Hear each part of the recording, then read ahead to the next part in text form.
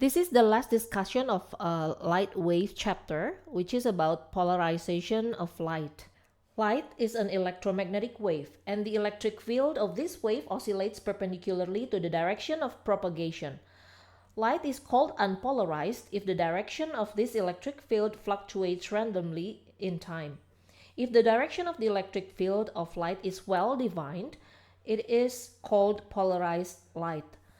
Depending on how the electric field is oriented, we classify polarized light into three types of polarizations: linear polarization, circular polarization, and elliptical polarization. We will only discuss linear polarization, where the electric field of light is confined to a single plane along the direction of propagation. A wave is said to be linearly polarized if the resultant electric field vibrates in the same direction at all times at a particular point, as shown in the figure. The process of transforming unpolarized light into polarized light is known as polarization. Polarization can only happen to transverse waves. There are several methods of polarizing light. The first one is polarization by selective absorption. The second one is polarization by reflection. The third one is polarization by scattering. And the fourth one is polarization by double refraction. Polarization by selective absorption. This is the most common technique for producing polarized light. We will see the phenomenon in this video.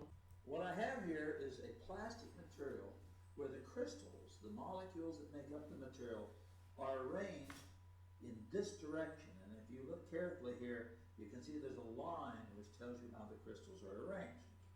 And here's another one. It's just like that. Both lines are the same.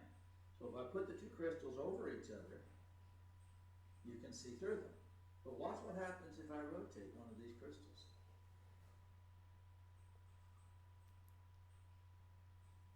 Wow, it got dark, didn't it? See, what's happening is that the light that comes through this one is in this plane. The other crystal, when I had it the same way, would also allow that to happen, but when I turn it like that, it blocks the light. A material called polaroid or polarizer transmits waves whose electric fields vibrate in a plane parallel to a certain direction, and that absorbs waves whose electric field vibrate in all other directions. That certain direction, where electric fields of a wave parallel to this direction is transmitted, is called the transmission axis. In an ideal polarizer, all light with electric field parallel to the transmission axis is transmitted, and all light with electric field perpendicular to the transmission axis is absorbed. This figure represents an unpolarized light incident on a first polarizing sheet called the polarizer. Because the transmission axis is oriented vertically in the figure, the light transmitted through this sheet is polarized vertically. A second polarizing sheet, called the analyzer, intercepts the beam. In the figure, the analyzer transmission axis is set at an angle theta to the polarizer axis. We call the electric field factor of the transmitted beam E0. The component of E0 perpendicular to the analyzer axis is completely absorbed. The component of E0 parallel to the analyzer axis, which is allowed through by the analyzer, is E0 times the cosine of theta. Because the intensity of the transmitted beam varies as the square of its magnitude, we conclude that the intensity of the polarized beam transmitted through the analyzer varies as I equals I max times the cosine of theta squared, where I max is the intensity of the polarized beam incident on the analyzer. This expression, known as Malus law, applies to any two polarizing materials whose transmission axes are at an angle theta to each other. From this expression, note that the intensity of the transmitted beam is maximum when the transmission axes are parallel, or theta equals 0 or 180 degrees, and that it is 0 complete absorption by the analyzer when the transmission axes are perpendicular to each other. I will give you an example problem here. A beam of an unpolarized light of intensity I0 passes through a series of ideal polarizing filters with their transmission axis turned to various angles as shown in the figure. What is the light intensity in terms of I0 in regions A, B, and C? When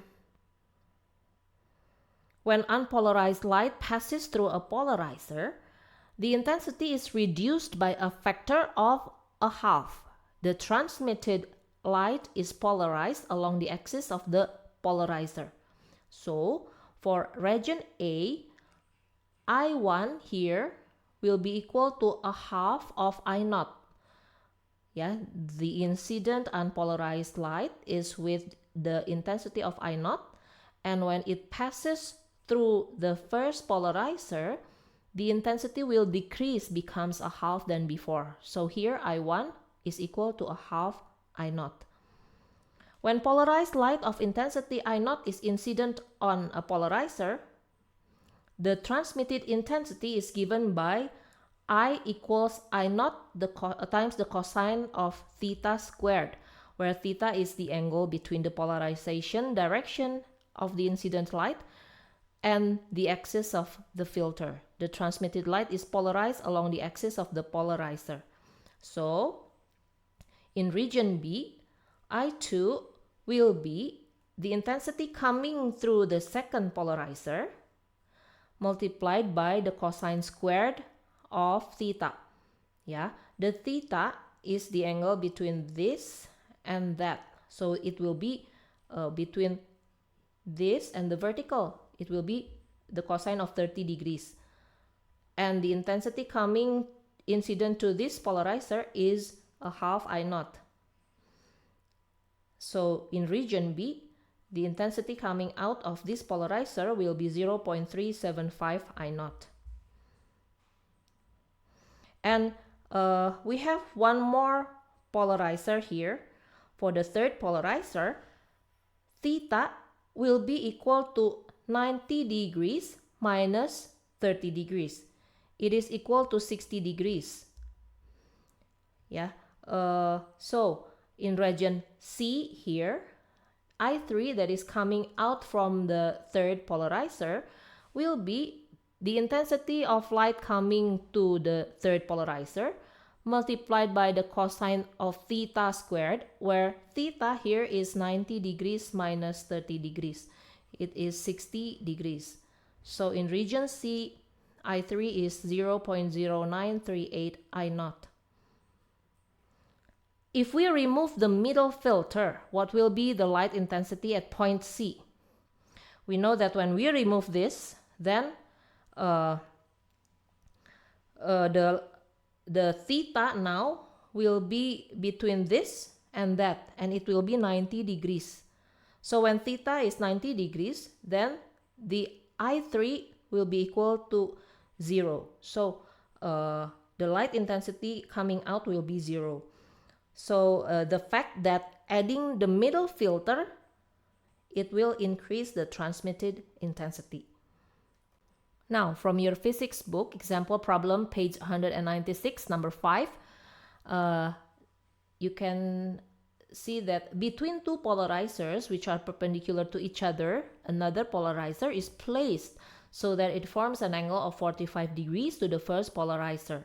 When a beam of unpolarized light passes through the system, calculate the percentage of the transmitted light. Here, I think this case is the same as before, only that this angle is not 30 degrees, it is 45 degrees.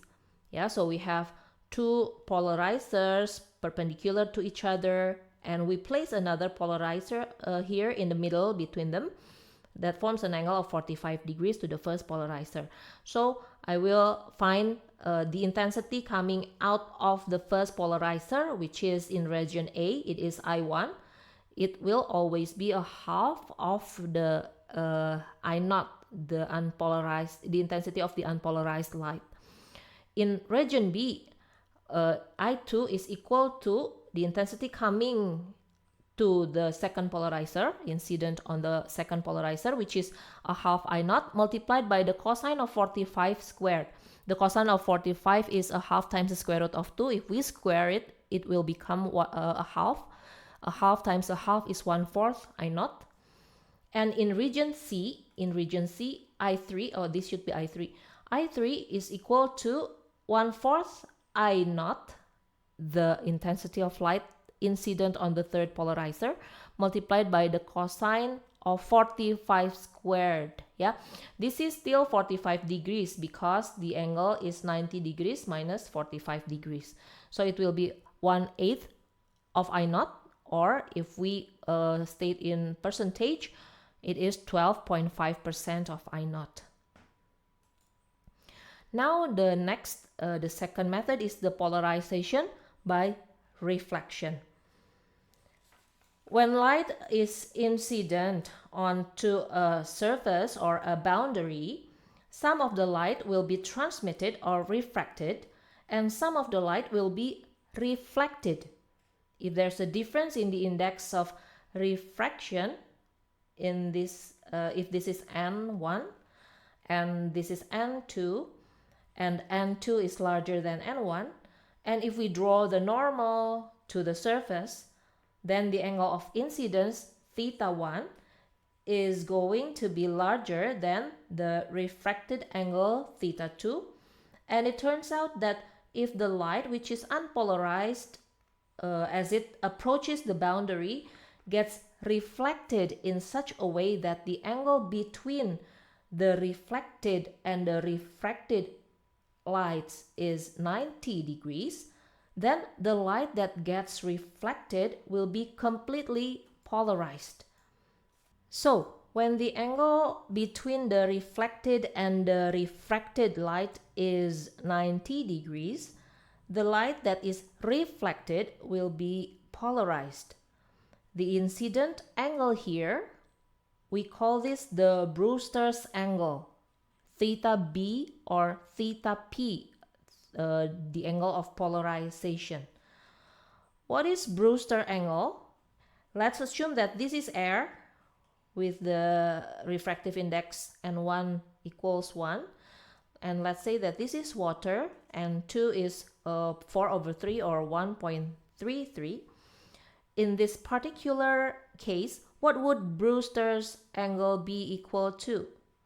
Yeah, remember that the angle between the reflected light and the refracted light should be 90 degrees. The refracted angle, this will be θ2, and the reflected angle here will be equal to the incident angle. This is theta P, and I will call this θ1. Yeah, the incident angle is θ1.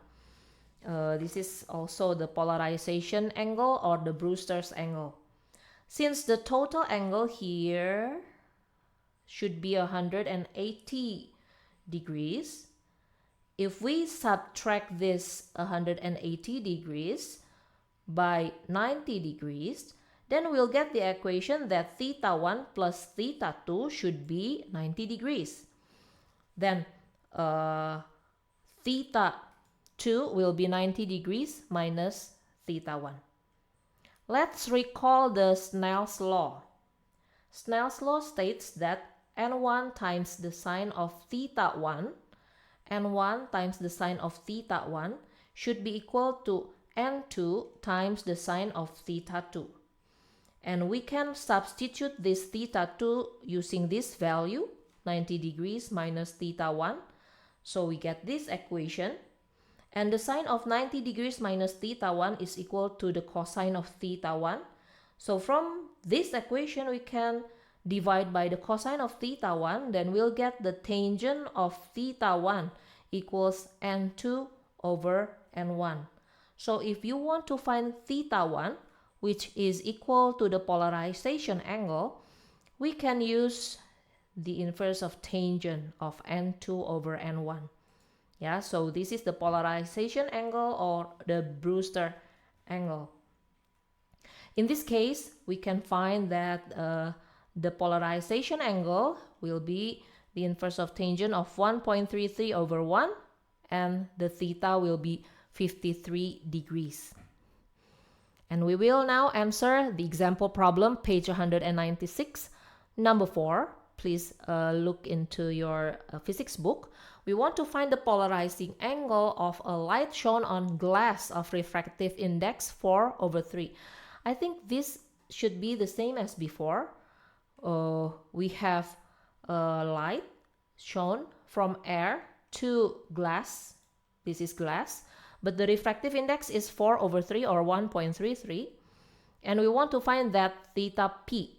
So we can use the equation of the inverse tangent of n2 over n1. So this will be equal to 53 degrees. It's exactly the same as before. The third method of polarizing is the polarization by scattering. But for this method of polarizing, we will not speak about formula.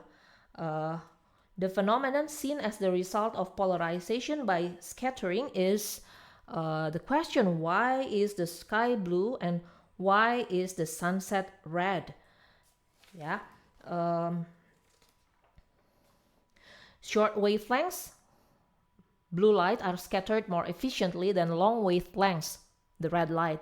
Therefore, when sunlight is scattered by gas molecules in the air, the short wavelength radiation, or the blue, is scattered more intensely than the long wavelength radiation, the red one. So when you look up into the sky in a direction that is not toward the sun, you see the scattered light, which is predominantly blue. Hence, you see a blue sky. If you look toward the west at sunset or toward the east at sunrise, you are looking in a direction toward the sun and are seeing light that has passed through a large distance of air. Most of the blue light has been scattered by the air between you and the sun. The light that survives this trip through the air to you has had much of its blue component scattered and thus heavily weighted toward the red end of the spectrum. As a result, you see the red and orange colors of sunset. However, a blue sky is seen by someone to your west from whom it is still a quarter hour before sunset. You can see more in this link, yeah. And then the next method is polarization by double refraction. For this method, we will not speak anything about formula also. Light may be polarized by refraction in certain materials. For example, calcite crystal. This one, yeah. This is called double refraction because the index of refraction depends on the polarization, and the light will travel two paths, and the phenomenon will be seen like this. Yeah, that's all for this chapter. You can see more about this double refraction in this link, and you can also see some videos in that. And I want you to do the example problems in your book, number 4 and 5, the one that we have discussed. And do the more problems in your book, page 199, number 10 and 11. I hope this video is useful for you. This is the last part of this chapter. If you have any questions, you can always ask me. Thank you.